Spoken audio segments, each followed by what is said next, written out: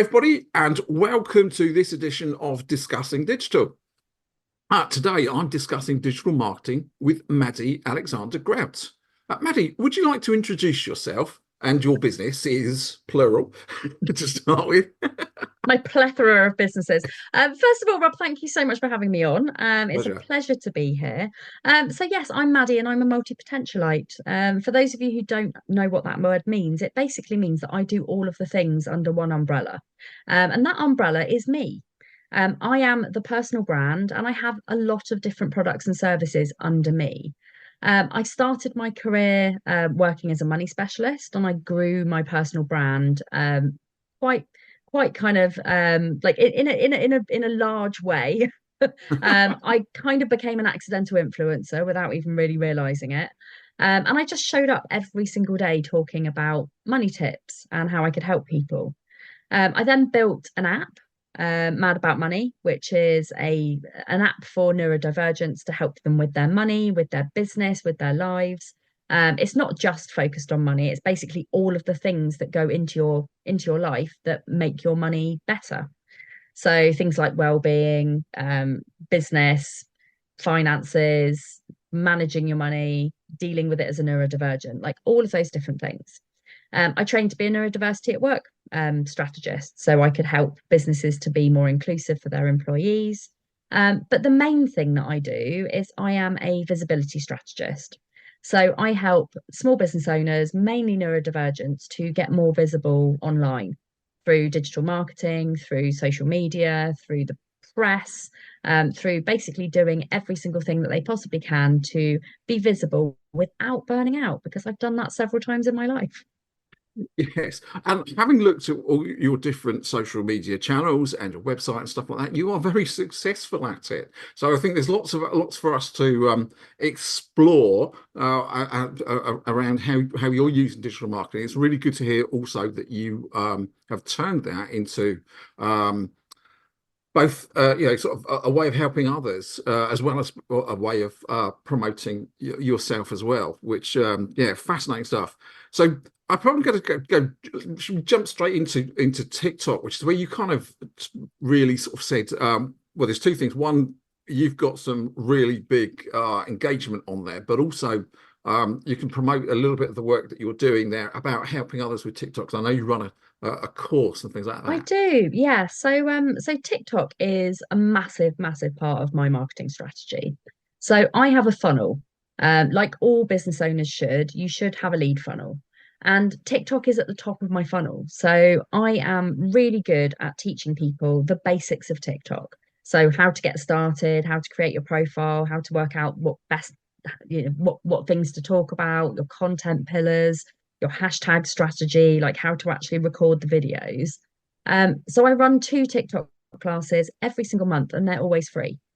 They're the basic ones. I do have higher, better kind of bigger ones, which I do charge for. But the free TikTok classes are just everybody loves them. And they go away feeling really motivated and they go away and think, yes, I'm going to do this on this platform and it's going to be amazing. And then they realize actually sometimes they need a bit of accountability on that. So then they join my membership, which works quite nicely. And then Excellent. from that membership, I get my one-to-one clients, I sell strategy days, I work on like big group programs with people. And it's worked really well. And really it kind of all happened almost a bit accidentally. I did someone asked me to do a TikTok training session for them, and I got such good feedback that I started selling it. And I sold it for about 6 months. And as soon as they made the announcement that TikTok might be going in America, and therefore, if it goes in America, it might go elsewhere, um, basically my sales dropped off a cliff. And I was like, what am I going to do? How am I going to do this? Like, I need to diversify a bit.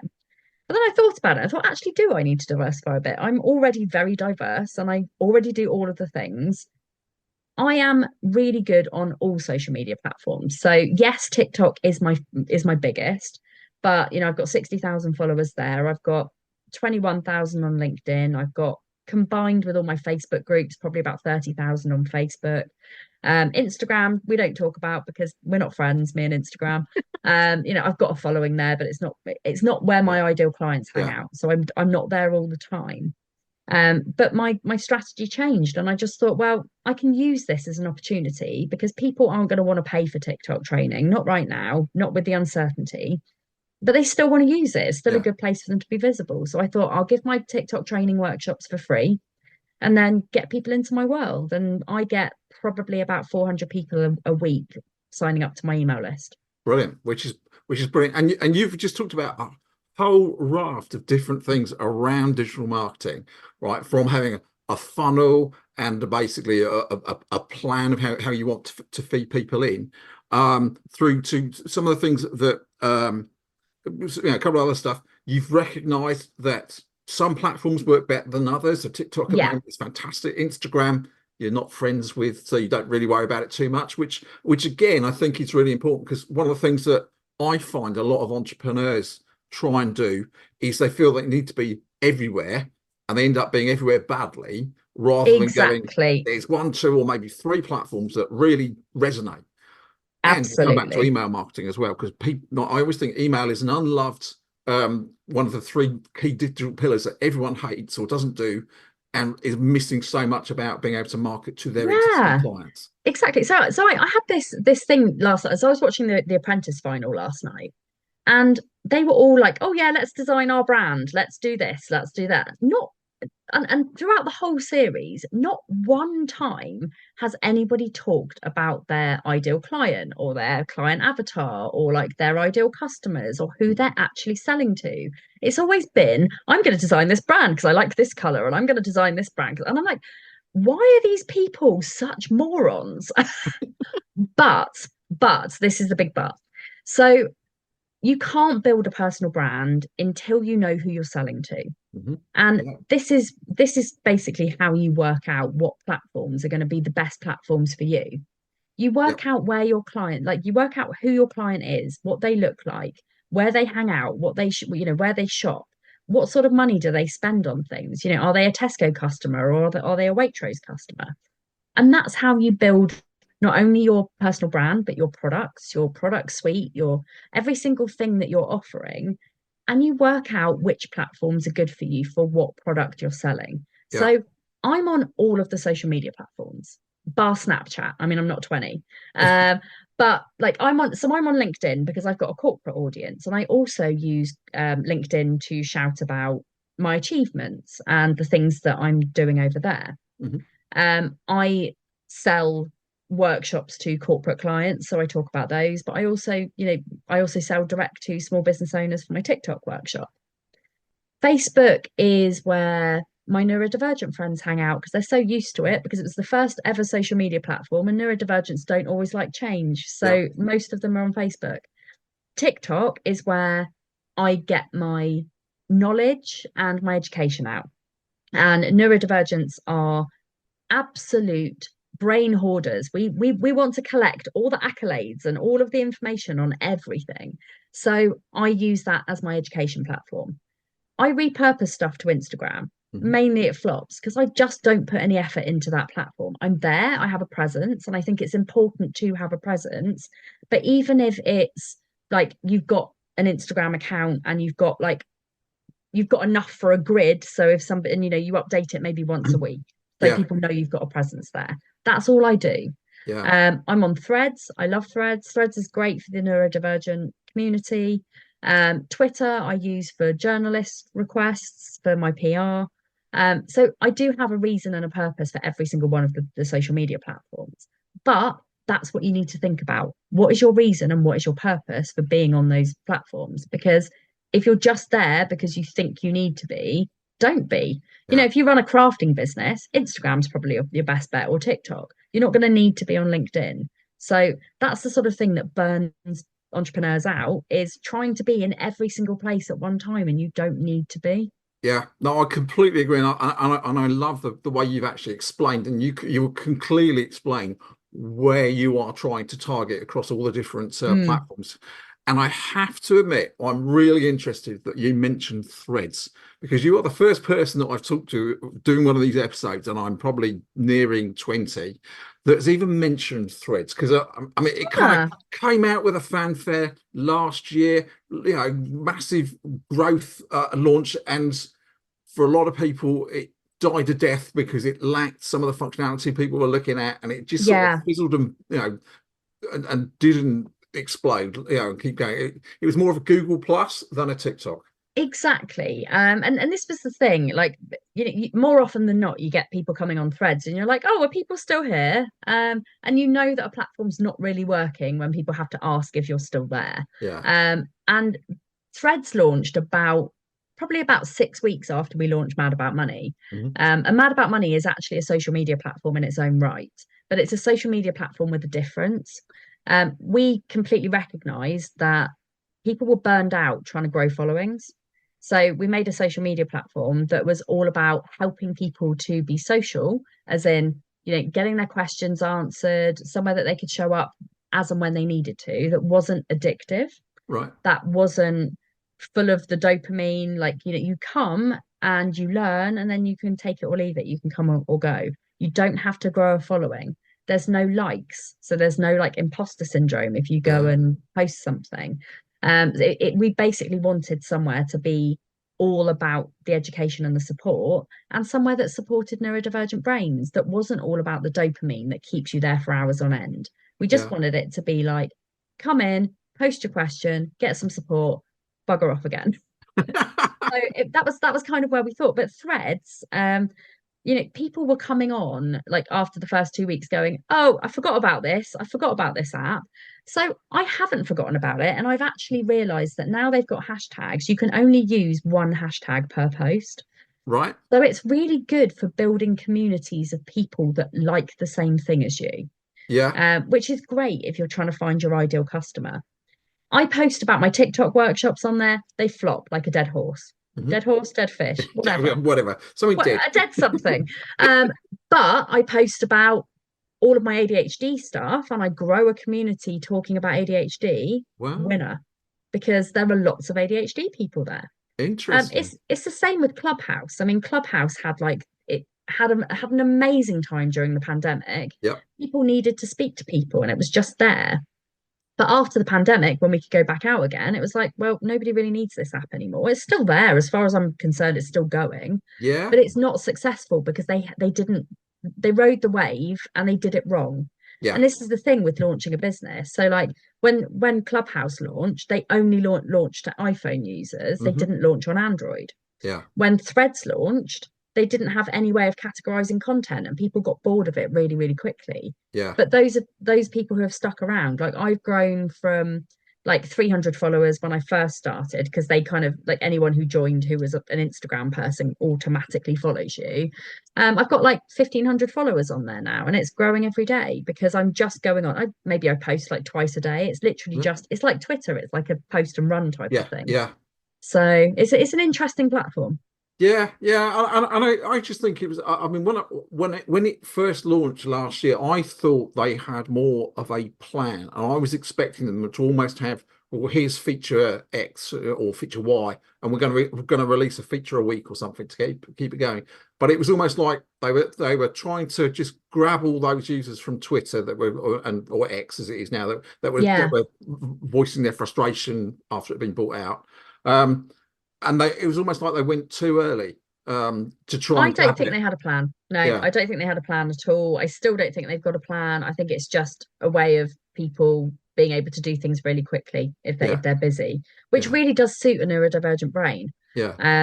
But I haven't really got much from it. Like I Right. wouldn't say I've got any business from it. Really, for me, it's more of a personal kind of, if I've got a frustration or a win or something, I'll go and post it on there. Yeah, yeah, I had a post that went like semi-viral the other day. I posted something about um, how people shouldn't say everyone nowadays has got ADHD, because yeah. they shouldn't. It's very, very disrespectful and it's completely ignorant. Hmm.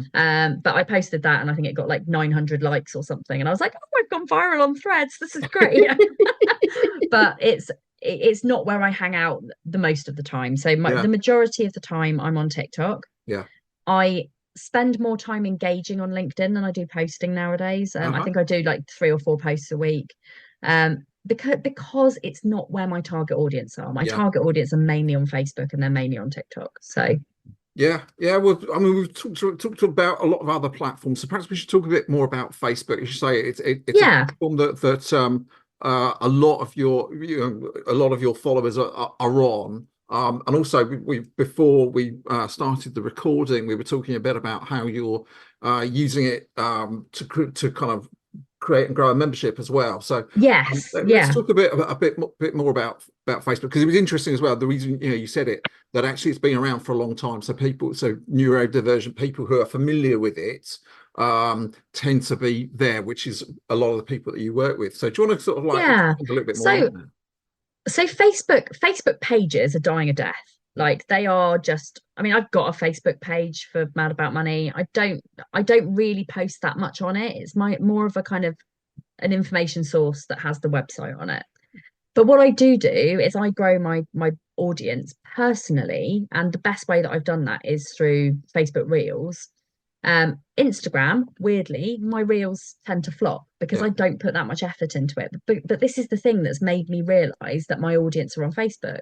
Every reel that I do gets 1,000+ views on Facebook, yeah. but I put it on Instagram, it gets like 20 views, and I'm like, it's just not where my people are. Hmm. So I kill two birds with one stone. I post to Instagram, so it posts to Facebook. And I'm growing my personal brand by posting every single post that I do on my personal page as a public. So Yeah, I've got a professional profile on Facebook. Anybody who's a business owner should have a professional profile on Facebook, and I'm growing it that way. I still have my friends list, so my friends are, and I've also managed to set up a list as well for my actual friends rather than my business acquaintances who yeah, I'm friends with on Facebook. I have actually got like a personal kind of group. So if I post anything about my kids or I post anything about, what I'm up to at the weekend or like me being drunk in the park or whatever, like it doesn't go out to my audience. It just yeah, goes out to the friends. So that's from that perspective, it's really good for categorizing what kind of content you're actually doing. I do have a group. I've got several groups actually. I run the South Coast's largest parenting forum, which is crazy busy all the time. I've got 10 moderators who run it for me. I pop in every now and again just to kind of kick people's yeah. bums if they're not posting the right content. Um, and then I've got the Business Visibility Lounge, which is my free Facebook group where people can advertise their businesses if they want to. I've got the Money Lounge, which is all about little money tips, and that's kind of how I managed to grow the app so quickly. And then I've got my membership, which is called Invisible to Influential, which is a very, very low cost visibility membership for neurodivergent or entrepreneurs who are struggling with something. Maybe that is mental health or parenting or life, invisible conditions. It's basically aimed at people who are overwhelmed at being a business owner because of the things that are going on in their lives. And it's about simplifying visibility strategy to make people more visible one day at a time. Because that's how I did it. I just Yeah. showed up every single day. And I mean, basically, I'm kicking people's bums to make sure that they're being visible. But the biggest thing with that membership, and I'm going to do a tiny shameless plug here, I but know. because of Don't be shameless about it. no, Plug away. yeah, but because of my audience, I've got a really big audience. So if anybody joins my membership, it's £7 a month, and essentially you get me in your back pocket telling me hints and tips on how to improve your content. But also you get me sharing your content to my audience, which is a massive bonus. And I'm already helping people to grow their follower numbers. Ah, fantastic. And I just love the divergence of the things you're doing. Mm. And again, we talked a bit about that. You said you don't have plan B, you have lots of plan A's. Yeah, absolutely. So, if you have a plan A and a plan B, plan A will always fail. So I've got several plan A's. Yeah, I put just as much effort into Mad About Money app, my coaching. So I do lots of one-to-one coaching, mainly neurodivergents who are struggling with their strategy, with their visibility. And then I've got my membership, and I put equal amounts of effort into all of those businesses. Um, it's it's just a I think very much a neurodivergent thing that we want to take on the world. Yeah, The only thing that I will say to people is that I am like the Duracell bunny. I will go, go, go, and then my battery will run out. yeah, So I have to be very, very careful when my red light starts flashing that I have to step back and I give myself a day off or I give myself a week off, give myself a little bit of time to kind of recharge. I do not work weekends yeah. at all anymore. Weekends are for family. I've also got an autoimmune disease, so I work very weird hours. So I Hmm. work from 7 in the morning until about 2 o'clock in the afternoon. Then I have a nap. Then I go and pick the kids up, spend time with my kids, do stuff that parents do with the kids, put them to bed, and then I work again for another 2 hours in the evening. Yeah. But I think what's good about all of that as well is actually you have learnt about yourself to understand what works and what doesn't. What are the signals when you're Yeah, going for burnout, and you know how to react to that. Because quite often, as certainly for solopreneurs in particular, there's that whole actually if you know if things don't seem to be working, what I need to be doing is I need to be doing more of it and more of it and more of it, and actually you end yeah, up and burning out. Um, absolutely. And you can't let the creative juices flow if yeah, you are close to burnout. yeah, So one of the things that is the biggest thing for me, if I start feeling like I can't be bothered because I love my business so hmm, much, if I wake up one day and I'm like, I can't be asked to do that, that is my burnout trigger. right, That's the thing that makes me go, right, I'm feeling despondent about the businesses that I love, and I love all of my businesses. I need to take a step back. yeah, Or it's the fact that like I get really tired and I get Zoom burnout. So I hmm, step back from Zoom meetings. Um, but it's my plan this year is to be on 100 podcasts. yeah, yeah. I So I think I am, read that when we met, because we sort yeah, of we met is it inverted commas. We're actually in another Facebook group where you put a shout out, wasn't it? yeah. So I'm basically like on a mission and I'm doing about three a week at the moment. Uh-huh. That's in addition to my podcast as well, because I've got a podcast, Mad About Money, which is not just about money, it's basically about people's money stories. Yeah, So it's all about how people have turned around kind of adverse situations and have gone on to be successful, or they've gone on to start a business from scratch when they've had nothing growing up. But I've also had people who have grown up with loads of money who have gone on to lose it all and then like had to rebuild their lives. It's really interesting. It's actually been likened to Diary of a CEO for normal people, which I'm actually 100% full on taking. brilliant. I mean, there's nothing like there's nothing no not a bad thing to be compared to Stephen No, Bartlett, who's no. obviously sort of that podcast in particular is very well listened to. I think very well followed. So yeah, there's nothing, there's not a bad comparison at all, is it? No, I mean I'm most definitely taking it. Yeah. But on that note as well, I met Stephen Bartlett once. In fact, that was my most viral LinkedIn post. It reached over 1 million people. Brilliant. I met him and I pitched him my business idea. This was Uh-huh. for an old business that is sadly no more. Um, but you've got to take, as an entrepreneur, you've got to take every single opportunity that is presented to you. So if you Yeah. go and you meet someone like him, you bloody well pitch to him. You do Yeah. something that is going to get you noticed. You take a picture and you put it on your social media, and it helps with visibility. I am literally the most visible person. You will see me everywhere. Yeah. Yeah. It's almost like you listen to this podcast and then you'll be like, oh my God, I can't get rid of Maddie because she is everywhere. Like Yeah. Well, people please make sure manifest you me. share. As long as I get some of your reflective glory, I'll be very happy. I'll try. I'll try. This is that you could come and join my membership and I'll start sharing your posts. Sounds good. I mean, well, there's loads. I mean, it's interesting you talk about visibility and content because that's one of the things I'm really interested in. So actually, and I'm also always open to learning. So I may well do that. I'm also going to find the link for your free TikTok Yes, the training next the course. next one is yeah, I mean I do them every 2 weeks. Yeah, And I yeah. try and do one in the daytime and one in the evening so that people can kind of choose which one they want to do. That's really good as well to be able to kind of consider doing it at different times because of your potential audience might be working and stuff like that. That's a good idea. And every single training that I do is they're all an hour and a half long. Yeah. but they're all suitable for neurodivergence. So you can have your camera on, you can have your camera off. If you're more comfortable just listening to the audio and not watching the video, you can do that as well. But the biggest thing is that we take regular breaks throughout so that people can, we call them wiggle jiggle breaks, so that people can have a bit of a wiggle jiggle, Oh, I go and love make a that. cuppa, like do the thing. Like it's the worst thing as a neurodivergent entrepreneur is learning and having to sit there and watch an hour and a half thing without like getting up and moving. I'm like, no. Yeah, So I try and make it as inclusive as possible so that people actually like coming to my trainings. And yeah, after every single training, I get loads of like LinkedIn recommendations, people saying how good it was and how other people should come on. Someone like when I used to charge for it, somebody said that I should be charging 5 times more because of the amount of value that they got from it. yeah, So yeah. the fact that it's free is pretty good, I think.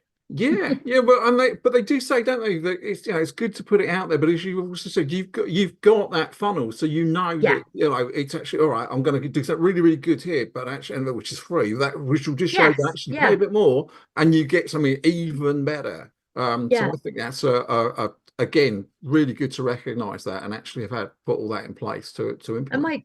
my aim was to grow my membership to 100 people by the end of the year. And I'm Right. already on 54 and it's three Yeah, weeks old. yeah, So I'm seeing it's going quite well. Like, yeah. it's yeah, Okay. Well, it might be 55 soon. hopefully. Yeah, and hopefully we can help push it well beyond that. So no, that's really exciting. Now I am conscious of time, and we've covered a lot of ground. Um, but I've as I said to all of my guests, I asked you all to give all my guests to give me 2 tips, one or listeners and what and viewers 2 tips really. One is a tip they should do. Right, so do this because it works it really really works for me. And then the second one is just don't do that. It's a bad idea. So let's do the what's your one good tip? Okay, consistency is my biggest tip. I think being consistent on whatever platform you choose in whatever frequency works for you. So if you say to yourself, right, I'm going to post on LinkedIn 3 times a week, do it. Yeah, If you're going to post like, but do something that's manageable for you. Because once you commit to a platform and you actually commit to creating content that converts for your audience, you will start growing. yeah, It's about that visibility and it's about the consistency, but consistency has to be right for you. yeah, It's not show up every day and post 20 videos on TikTok. Don't follow the gurus, follow your own pattern. yeah, yeah. And funny, you said that we said that before when we were recording beforehand. You've done a lot of following the gurus, and actually you realise it doesn't work No, for you, but you found what does work for you. And I think that's yeah. it, And I think people are bored of that whole like make 7 figures, make multi 6 figures, blah blah blah. I'm like, do you know what? Just make what you need to survive and then work from there. yeah, And I think it's so much more realistic. And I think that's why people like me and they buy into what I do, because I'm not there going, you need to make 7 figures to be successful and to be happy. I don't make 7 figures. I probably will have my first 6 figure year this year. And yeah, it's going really well. yeah, But I don't have that like kind of bullshitty vibe of like, make £1 million in 6 weeks. It's not realistic. You have to yeah. do it at your own pace and realize that, what the best thing for me in business was realizing that I am not a broken and failed horse. I am a unique and awesome zebra. Really, I Um, love that. I love that. Do you know what?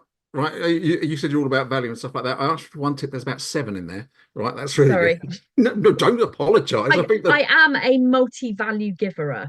absolutely. But the thing is, right, people always say, oh, how much free value should I give on my TikToks? As much as possible. Mm. Like I get people buying from me when I've already told them the thing, like on TikTok, they still come to me to buy the thing. Yeah, So like the more value you can give to people, the more likely it is that they're going to buy your stuff. fantastic. It's And another tip there.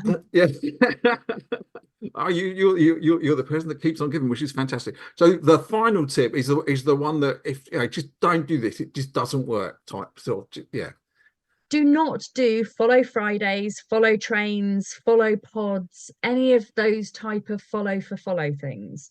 They will not work for you because you are just going to be getting people following you for the sake of following you. when you get followers from your content, they are following you because they like the stuff that you're putting out there. If they follow you for any other reason other than they like you, they will not engage in your future videos, which will mean that your reach will go down. It will mean that your followers will go down. Do not follow people and engage with them if you are not interested in what they're doing, because it's just a waste and it actually is damaging to other people as well as yourself. Brilliant. I quite agree as well. Yes, because yeah, I agree with everything you've just said there. So finally, obviously, you've just shared a load of stuff. I mean, I will share all the links that you've provided in the pre-call information. But if there's one place for people to come and find you on the internet, what is that place, and how do they find you? So I would say the best place. I mean, again, it depends on the audience. It depends why they want to follow me. This is the thing. Yeah. So, if a lot of people don't have TikTok, if you don't have TikTok, follow me on Facebook or LinkedIn. Facebook is probably the best place to get me because you get me at my rawest, my realest, and like that's actually where I have like the majority of things. But follow me on any platform because you can learn more about what I'm doing in my link. Okay, well, that's fantastic. And like I said, I'm definitely following you everywhere now. And hopefully all our viewers and listeners will as well. Well, thanks So for having me. it's been an absolute pleasure. Thank you for being a guest.